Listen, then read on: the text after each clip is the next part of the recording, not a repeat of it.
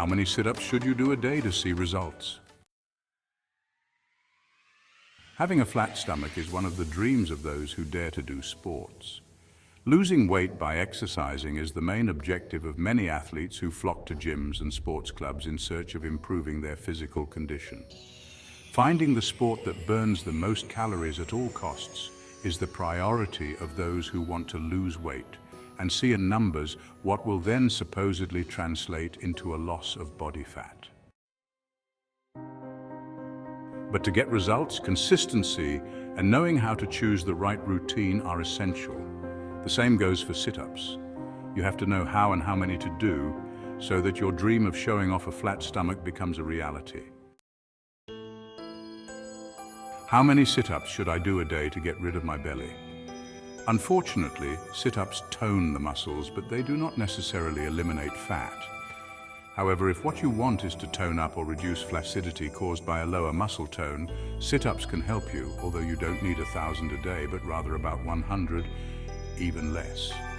However, you have to keep in mind that to eliminate excess fat, in addition to sit-ups, planks, and other strength exercises, you have to eat well and combine it with aerobic exercise. Some trainers point out that 50 sit-ups a day divided into 5 sets is a good number, since overdoing it could cause back problems as well as wear and tear and overload, which far from toning your muscles will injure them. In fact, as with all exercises, quality is more important than quantity. It is even better to combine different exercises for the abdominal muscles and not just repeat the classic abdominal exercises. This way, you will work the lower, upper, and lateral areas.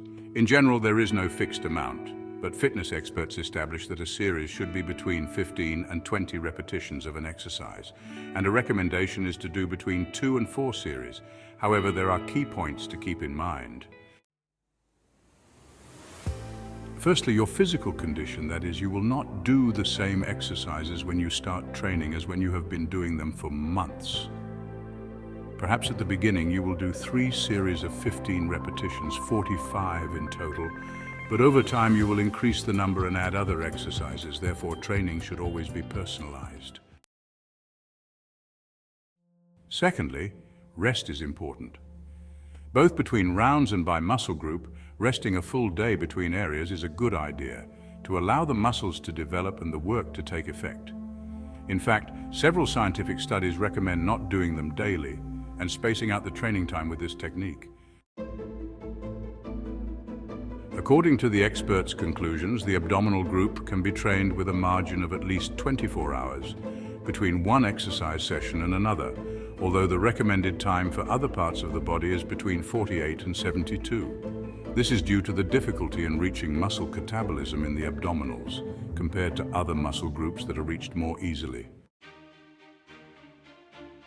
The perfect abdominal exercise. In 2017, a group of scientists from Harvard University were intrigued by the controversial issue of the best abdominal exercise, and after rigorous research, they published a study called Core Exercises. In their conclusions, the experts recommended 1 exercise planks. Unlike what happens with classic abdominal exercises, which only strengthen the abdominal muscles, planks work all the abdominal muscles in a balanced way, protecting above all the lumbar part of the back, which is usually the one that suffers the most from classic abdominal exercises.